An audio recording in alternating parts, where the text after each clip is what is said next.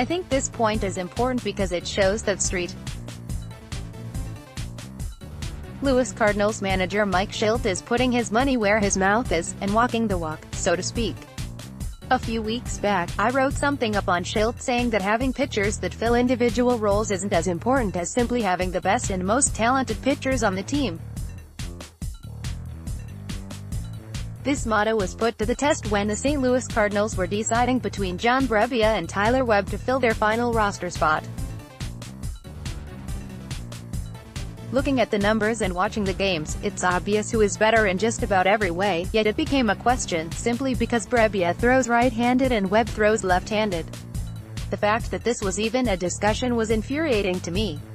Brebbia is without a doubt better than Webb, and it isn't hard to see.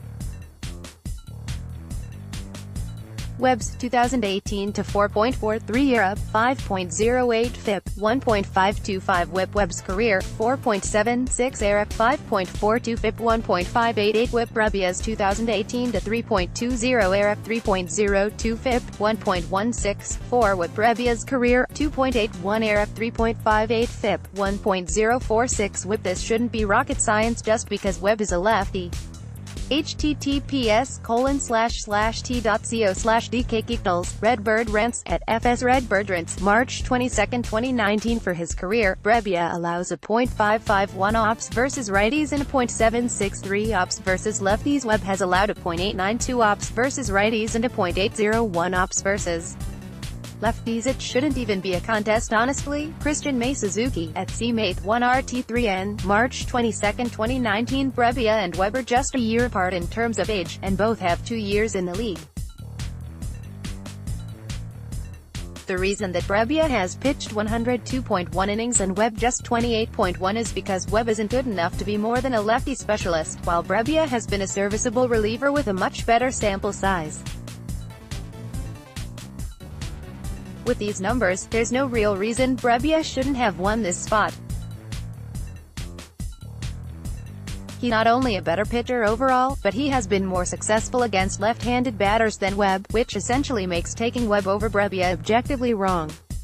As I mentioned in my other article, I am entirely against taking a below-average lefty over an average to above-average righty simply to fill a lefty need, and this move along with the release of Chasen Shreve is showing that the St. Louis Cardinals might in fact be moving away from that line of thinking which has seen them rostering some pretty poor performers over the years.